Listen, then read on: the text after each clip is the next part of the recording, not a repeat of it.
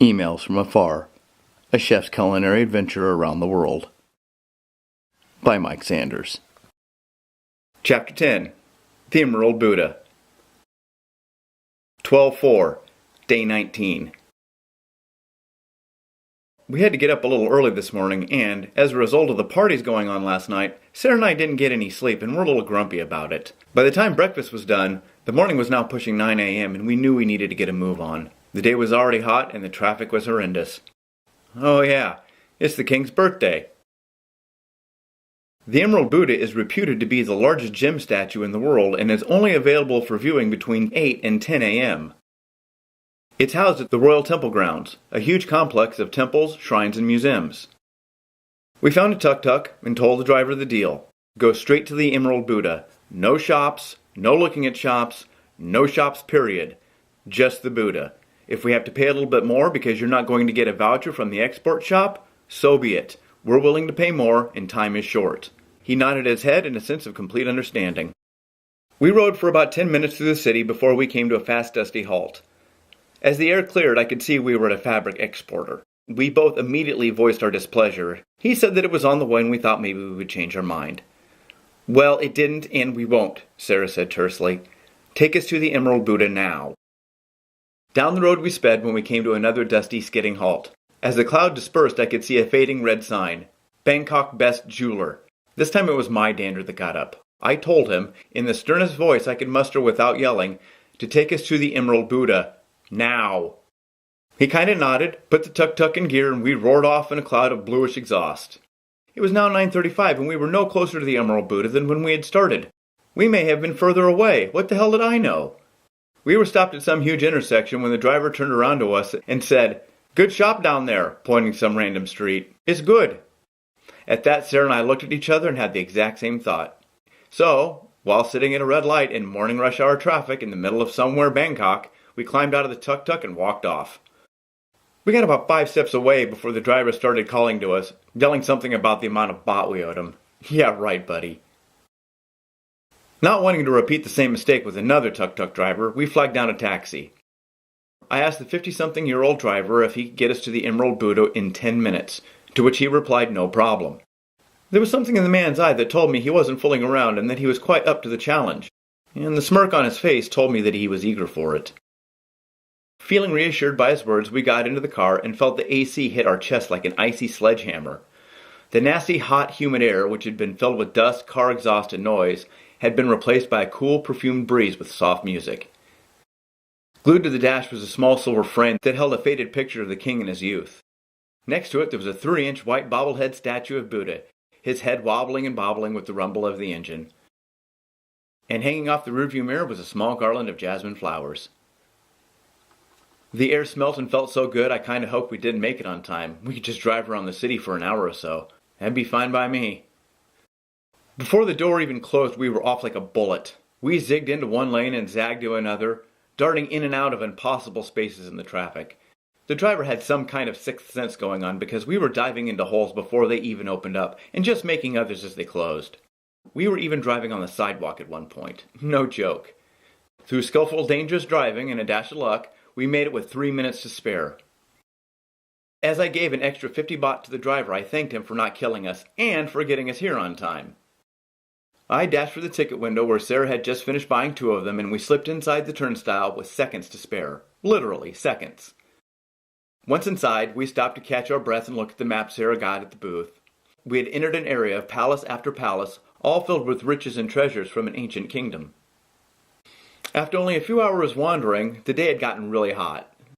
A nearby stand was selling mango juice and lemonade. As we sat and sipped, we marveled at the decorations for the king's birthday under the shade of a nearby tree.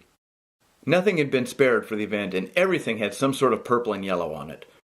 Ribbons, flowers, flags, and banners all reflected luminously in the tropical afternoon sun. There were even small parades going on here and there throughout the city. Festooned in traditional ceremonial Thai dress, the participants' festive aura permeated everyone as the parade slowly passed by. It was 4 p.m. before we knew it, and both of us were just famished. So we flagged down a taxi, no more tuk-tuks thank you, and had him take us back to Khao San Road. We walked down to the corner cafe, which is called Gulliver's Tavern, where I had the pad thai again. Sarah had a pineapple and ham fried rice dish with a plate of hummus and pina. Sarah's rice was quite interesting. Almonds, ham chunks, bits of pineapple. It tasted very familiar, but I couldn't place it. We ate and talked about the day's events and what we had seen, pointing to the various locations of interest on the map they had given us.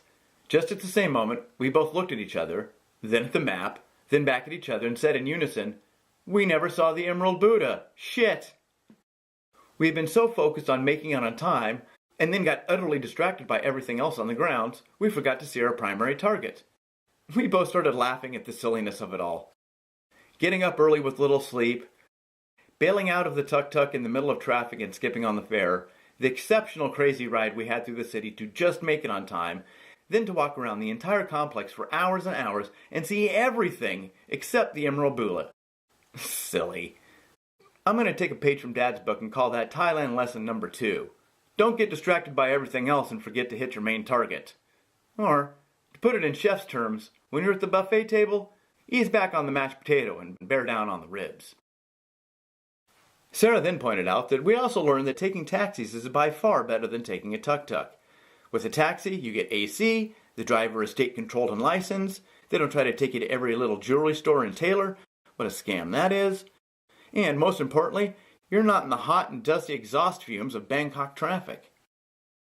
Later that evening, walking back from the shipping company where we had some stuff like exposed film and unwanted winter clothing slow-boated home, the sky began showing a pale red face. The thick air pollution of Bangkok is a plague and it can't be escaped. But at dusk, it transforms the sky into a brooding painting that stretches from horizon to horizon. The dark bloody stain slowly moved across the sky, and with every minute, the red sky deepened. The once white, thin, wispy clouds became dancing swirls in the expansive and ethereal bloody pool. The sky cast a ghastly menace over the city with its unnatural shades of red. Everyone was slowly and mindlessly shuffling around, their faces upturned, riveted to the Mars-colored sky. Even the locals were mesmerized by it. The yellow glow coming from the decorated trees and light posts, mixed with the crimson air, completed the illusion of an unearthly presence. Pale islands of yellow floated in a sea of unnatural red haze. The intensity of the sky was so strong that it could only be pulled back by the black veil of night. As the last vestiges of light faded away, the fireworks and deep drums began. Lastly, I did something I said I wouldn't. I ate a few fried grasshoppers and crickets.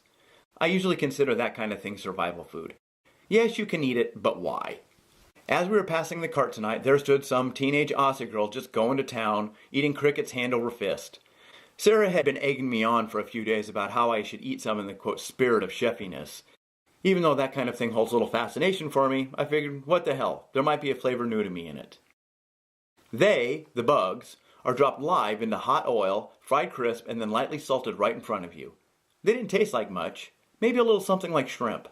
Mostly they tasted like the fry oil and the salt that the ladyboy or he-she had sprinkled on them. And I mean that in the he-she as in, is it a boy or a girl kind of way, not in the more mundane transvestite, that's just a dude in a dress kind of way, because I simply couldn't tell. He-she could have gone either way. And in this day and age, one can't and shouldn't presume. He-she was a lot of fun to talk to and took great pride in his or her work. His/her cart was clean, freshly painted in blue-green, and topped with a giant Singa beer umbrella which offered shade to his/her patrons during the day. He/she had a full, come to think of it, maybe he/she was a she/he. Now that I think about it a little more, she/he did have luscious long hair, delicate bone structure, and a nice rack. Maybe it's she/he and not he/she. She/he, he/she, I don't know, who gives a shit, it doesn't matter anyway. In any case, there was a full extensive condiment bar offering any kind of bottle sauce you could want for your fried bugs, a paper towel dispenser, and even a small cooler with a few cans of cool soda. It was as classy of a fried bug cart on the streets in the middle of Bangkok as one could have. I think there's some deep lessons in that.